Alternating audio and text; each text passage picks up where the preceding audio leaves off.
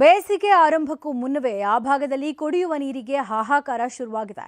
ಹನಿ ಹನಿ ನೀರಿಗೂ ಆ ಗ್ರಾಮದ ಜನ ಪಡಬಾರದ ಕಷ್ಟ ಪಡ್ತಾ ಇದ್ದಾರೆ.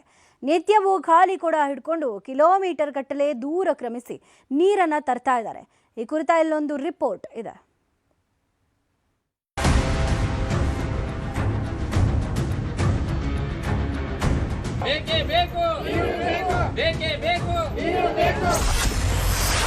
ಜೀವಜಲಕ್ಕಾಗಿ ಗ್ರಾಮಸ್ಥರ ಹಾಹಾಕಾರ.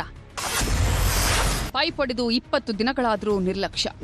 ಬೇಕೇ ಬೇಕು, ನೀರು ಬೇಕು, ನೀರ್ ಕೊಡ್ರಿ ಇಲ್ಲ ವಿಷ ಕೊಡ್ರಿ ಅಂತ ಮಹಿಳೆಯರು ಕಿಡಿಕಾರ್ತಿದ್ದಾರೆ. ಈ ದೃಶ್ಯ ಕಂಡು ಬಂದಿರೋದು ಯಾದಗಿರಿ ಜಿಲ್ಲೆಯಲ್ಲಿ. ಬೇಸಿಗೆ ಆರಂಭ ಆಗಿದೆ. ಗುರುಮಠಕಲ್ ತಾಲೂಕಿನ ಗಾಜರ್ಕೋಟ್ ಗ್ರಾಮದಲ್ಲಿ ನೀರಿಗಾಗಿ ಹಾಹಾಕಾರ ಶುರುವಾಗಿದೆ. ಈ ಗ್ರಾಮದ ಜನರು ಕುಡಿಯುವ ನೀರನ್ನ ಕಿಲೋಮೀಟರ್ ದೂರದಲ್ಲಿರುವ ಬಾವಿ ಹಾಗೂ ಬೋರ್ವೆಲ್ಗಳಿಗೆ ಹೋಗಿ ತರ್ತಿದ್ದಾರೆ. ಅಲ್ಲದೆ ಕೆಲಸ ಕಾರ್ಯವನ್ನ ಬಿಟ್ಟು ನೀರು ಹಿಡಿಯೋದೇ ಕೆಲಸ ಆಗಿದೆ ಅಂತ ವೃದ್ಧೆ ಕಣ್ಣೀರಿಟ್ಟಿದ್ದಾರೆ. ನೀರು ಹೊಡ್ತೀನಿ ನೋಡ್ರಿ, ನಾನು ಬಹಳ ವನವಾಸ ನನಗ ವನವಾಸದಂಗ ನನಗೆ 20 ವರ್ಷ ಆಯ್ತು. ಮನೆ ಕಟ್ಟಿ ಒಂದ್ಬಿಟ್ರು ನೀರಿಲ್ಲ.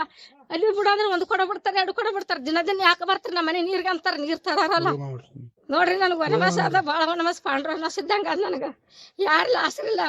ನನ್ನ ಮಗ ನನ್ನ ಗಂಡ ಹೋದಾಗ ಮಕ್ಕಂದಾರ, ಅವ್ರಿಗೆ ಬುತ್ತಿ ಹೋಗ್ಬೇಕು, ನಾವು ರೊಟ್ಟಿ ಮಾಡ್ಬೇಕು. ನಾನು ಯಾವಾಗ ಹೋಗ್ಬೇಕು, ನಾನು ನೀರು ಇಡ್ತಾನೆ, ನೀರೇ ಓದ್ತೀನಿ. ಅಲ್ಲಿ ಕೊಡ ಇಲ್ಲ ಕೊಡ. ಈ ಗ್ರಾಮದಲ್ಲಿ ಸುಮಾರು 10,000 ಜನರಿದ್ದು ಪೈಪ್ ಹೊಡೆದು ಕಳೆದ 20 ದಿನದಿಂದ ಕುಡಿಯುವ ನೀರಿಗಾಗಿ ಪರದಾಡ್ತಿದ್ದಾರೆ.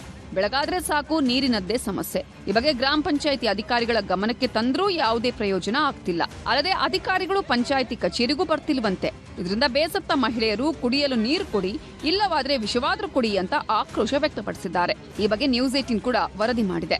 ಶುದ್ಧ ನೀರಿನ ವ್ಯವಸ್ಥೆ ಬೇಕು ಸರ್. ಒಂದು ಶುದ್ಧ ನೀರಿನ ವ್ಯವಸ್ಥೆ ಇಲ್ಲ ಸಂಬಂಧ ಎಲ್ಲ ನಾಳೆ ನೀರೆಲ್ಲ ಗಬ್ಬೆದ್ದು ಬರಕತ್ತವ್ರಿ ಸರ್. ಅವೇ ಕುಡಿಯಕತ್ತೀವಿ ಸರ್. ಮೋರಿಗಳೊಂದು ಕ್ಲೀನ್ ಆಗ್ಬೇಕ್ರಿ. ಮೋರಿಗಳು ಸ್ವಚ್ಛವಾದ್ರೆ ನೀರು ಸ್ವಚ್ಛ ಬರ್ತಾವ್ರಿ ಸರ್. ಹಂಗಾಗಿ ನಾವ್ ಇದ್ರ ವ್ಯವಸ್ಥೆ ಮಾಡ್ಕೋದು ಹಾಸ್ಪಿಟಲ್ ಇಲ್ಲ ರೀ ಸರ್, ಬರಲ್ರಿ ಸರ್. ಈ ಮುನ್ನ 3 ದಿನದಿಂದ ಸ್ಟಾಕ್ ಮಾಡೋದಕ್ಕೆ ಮತ್ತೊಂದ್ 2 ದಿನ ಬಿಟ್ಟಾರ ಸರ್. ಮತ್ತೊಂದ್ 2 ದಿನ ಅವ್ರು ಬಂದತ್ತ ಗೊತ್ತಾಗಲ್ಲ. ಒಟ್ನಲ್ಲಿ ಅಧಿಕಾರಿಗಳ ನಿರ್ಲಕ್ಷ್ಯದಿಂದ ಗ್ರಾಮಸ್ಥರು ಬೇರೆ ಕಡೆಯಿಂದ ನೀರು ತರ್ತಿದ್ದಾರೆ. ಅಲ್ಲದೆ ಫ್ಲೋರೈಡ್, ಸೋಡಿಯಂ ಮುಕ್ತ ನೀರು ಕುಡಿಯೋ ಅನಿವಾರ್ಯತೆಯೂ ಉಂಟಾಗಿದೆ. ಇನ್ನಾದರೂ ಅಧಿಕಾರಿಗಳು ಗ್ರಾಮಕ್ಕೆ ನೀರು ಪೂರೈಸ್ತಾರಾ ಕಾದು ನೋಡಬೇಕು. ಗಣೇಶ್ ಮಾಲಿ ಪಾಟೀಲ್, ನ್ಯೂಸ್ 18 ಯಾದಗಿರಿ.